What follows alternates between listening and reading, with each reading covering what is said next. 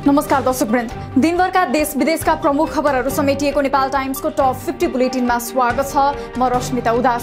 सुरु गरौं आजका प्रमुख खबरहरू। सरकारले इन्धनको खपत घटाउने 4 महत्त्वाकांक्षी योजना अघि सार्यो। सवारी साधनको इन्जिन फेरेर विद्युतीय गाडीमा रूपान्तरण गर्नेदेखि डिजेल तथा पेट्रोलमा इथानोल र सजीवन मिसाउने योजना।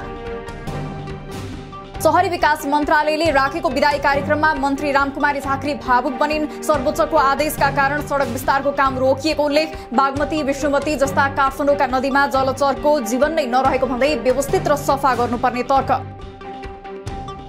नागरिक उड्डयन मन्त्री प्रेम आलेले दिए मन्त्री पदबाट राजीनामा। मन्त्री परिषद हेरफेरप्रति असन्तुष्टि जनाउँदै हस्ताक्षर गर्नेहरूमध्ये आलेसहित 6 जना सांसदले नाम फिर्ता लिए। आफ्नो कार्यकालमा भएका कामको विवरण पत्रकार सम्मेलन गरी सार्वजनिक। केही मन्त्रीहरूले आफूलाई राजीनामा पत्र बुझाइसकेको एकीकृत समाजवादी अध्यक्ष माधव नेपालको भनाई। मन्त्री परिषद पुनर्गठनका लागि पार्टीले पठाएको पत्र पर्याप्त रहेको भन्दै त्यसकै आधारमा सरकारले तुरुन्त मन्त्री परिषद पुनर्गठन गर्नुपर्ने जिकिर। पेट्रोलियम पदार्थको भाव बढेको निहुमा जथाभावी मूल्य वृद्धि गर्नेलाई कारबाही गर्न बजार अनुगमनमा कडाई गर्ने वाणिज्य आपूर्ति विभागको निर्णय। इन्धनको मूल्य घटेपछि सार्वजनिक यातायात र ढुवानीको भाडा पनि घट्यो। संघीय संसदद्वारा लोकसेवा आयोग सम्बन्धी विधेयक पारित। यो सँगै विधेयक दुवै सदनबाट पारित। अब सभामुख हुँदै राष्ट्रपति कहाँ प्रमाणीकरणका लागि पुग्ने र राष्ट्रपतिले प्रमाणीकरण गरेपछि ऐनका रूपमा कार्यान्वयनमा आउने। संसदमा गणपूरक संख्या नपुगेका कारण मन्त्रीले राखेको नीति अनुसन्धान प्रतिष्ठान विधेयक 2076 माथि विचार गरियोस् भन्ने प्रस्ताव पारित हुन सकेन। बैठकमा सदस्यहरू पूरा समय नबस्ने गरेको विषयमा आलोचना हुँदै। सुशासन कायम र भ्रष्टाचार नियन्त्रण गर्ने बाहेक कुनै स्वार्थ नभएको सभामुख अग्निश सापकोटाको भनाई। नागरिकता विधेयक यही कार्यकालमा पारित गर्ने गरी अघि बढेको उल्लेख। सरकारले कर्णालीलाई बेवास्ता गरेको भन्दै हुम्लाकी सांसद रङ्गमती शाहीद्वारा आक्रोश व्यक्त। संविधानले आमाको नाममा नागरिकता पाउने अधिकार दिए पनि अहिलेसम्म नागरिकता विधेयक रोकिँदा धेरै नागरिकहरू गैर नागरिक बनिरहेको जिकिर। स्टेट पार्टनरशिप प्रोग्राम सम्झौता तत्कालीन प्रधानमन्त्री केपी ओलीकै पालामा भएको एकीकृत समाजवादी अध्यक्ष माधव नेपालको दावी। ओली आफैले गरेको सम्झौता अहिले थाहा छैन भनेर झुटो बोलेको आरोप। विद्यालयमा पाठ्यपुस्तक नपुर्याउनुमा सरकार दोषी रहेको एमाले सांसद योगेश भट्टराईको आरोप। प्रथम त्रैमासिक परीक्षाको समय आए पनि विद्यार्थीले भने अझै पुस्तक नपाएको र विद्यार्थी विद्यालय नजाने अवस्था आएको भन्दै सरकारको जवाफ माग। कक्षा 8 सम्मको दिवा खाजाका लागि अर्थ मन्त्रालयले बजेट नदिएको शिक्षा मन्त्री देवेन्द्र पौडेलको गुनासो। शिक्षा सम्बन्धी हरेक कुरा प्रविधि मैत्री बनाउन मन्त्रालय प्रतिबद्ध रहेको जिकिर। गठबन्धन गरेर सरकार निर्वाचन गर्दा संविधानमा व्यवस्था गरेको 33% महिलाको उम्मेदवारी सहभागिता हुन नसकेको माओवादी सांसद रेखा शर्माको दावी। आगामी निर्वाचनमा कानूनी बाध्यता बनाएर भए पनि 33% महिला हुनुपर्ने सरकारसँग माग। चुनावी गठबन्धनका लागि कांग्रेस नेतृत्वको गठबन्धन र एमालेसँग पनि संवाद भइरहेको लोसपा अध्यक्ष महन्त ठाकुरको भनाई। अहिलेसम्म कुनै निर्णय नभएको र आफूहरू कुनै गठबन्धनमा नगएको पनि प्रश्नोक्ति। लोसपा र लोकदल बीच एकीकरण हुने। कौशल सिंह नेतृत्वको लोकदल लोसपासँग एकीकरण गर्न लागेको र सिंहलाई लोसपाको कार्यकारिणी समितिमा ल्याउने सहमति भएको लोसपाका सचिव रञ्जित झाको भनाई। तत्कालीन नेकपा विभाजन भएपछि कुनै समूहमा नलागेका नेता वामदेव गौतमले आफ्नै नेतृत्वमा अलग पार्टीको अभ्यास सुरु गरे। 71 सदस्यीय केन्द्रीय समिति, केन्द्रीय पदाधिकारी, प्रदेश जिल्लादेखि स्थानीय तहसम्म पार्टी संरचना निर्माणको थालनी गर्ने तयारी। सुदूरपश्चिम प्रदेश सरकारले आगामी आर्थिक वर्षका लागि ल्याएको बजेटमा असन्तुष्टि जनाउँदै सामाजिक विकास मन्त्री गोविन्द बोहरा काठमाडौँमा। सामाजिक विकास मन्त्रालयबाट सिफारिस गरिएका योजना आर्थिक मन्त्री प्रकाश बहादुर रावलले काटिदिएको भन्दै असन्तुष्टि व्यक्त। विवेकशील साझाको युवा संगठनको संयोजक रहेका अब्दुस मियाले पार्टी त्यागेर काठमाडौँ निर्वाचन क्षेत्र नम्बर 6 बाट स्वतन्त्र उम्मेदवारी दिने। प्रतिनिधि सभामा सक्षम र स्वतन्त्र युवाहरू आउनुपर्ने र कानून निर्माताका रूपमा युवाको सहभागिता बढ्नुपर्ने मियाको भनाई। शहीद धर्मभक्त राष्ट्रिय प्रत्यारोपण केन्द्रको कार्यकारी निर्देशक मृगौला रोग विशेषज्ञ डाक्टर पुकार चन्द्र श्रेष्ठ 60 वर्ष उमेर हदका कारण सेवाबाट अवकाश पाउनुपर्ने भए पनि उनलाई अवकाश नदिन कानून नै संशोधनसँगै श्रेष्ठलाई थप 3 वर्ष काम गर्न बाटो खुल्यो।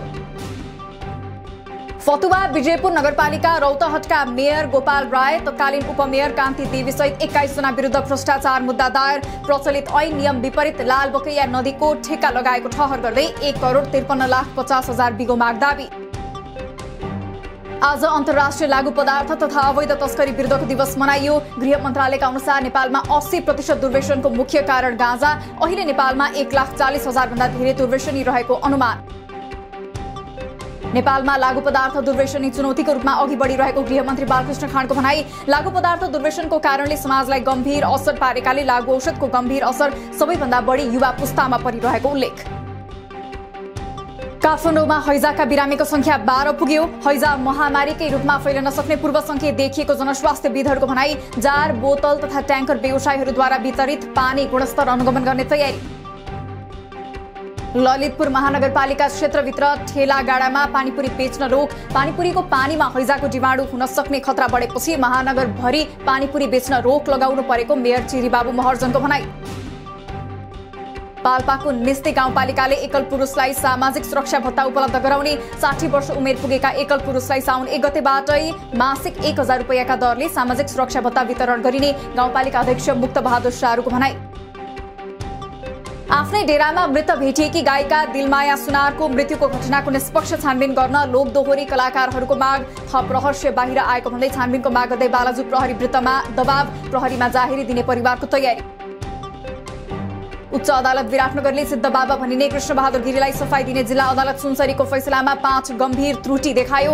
न्याय निरूपणका लागि गर्नुपर्ने कार्यहरू जिल्लाले नगरेको उल्लेख। जिल्लाले पुनः प्रमाण बुझेर फैसला गर्नुपर्ने। इलामको माङसेबुङ गाउँपालिका 2 दह गाउँ स्थित भित्री सडक खण्डमा 5 थरबाट झापाको दमकतर्फ लागेको बोलेरो दुर्घटनाबाट 3 जनाको मृत्यु। बोलेरो चालक तत्काल फरार रहेकोले खोज तलास जारी। आज बागमती प्रदेश गण्डकी र सुदूरपश्चिमका केही ठाउँमा पानी पर्ने क्रम जारी। कोशी, कर्णाली, महाकाली, कन्काई, बागमती लगायतका नदीहरूको बहाव बढ्ने र भिरालो जमिनमा पहिरो जान सक्ने हुनाले सतर्कता अपनाउन आग्रह।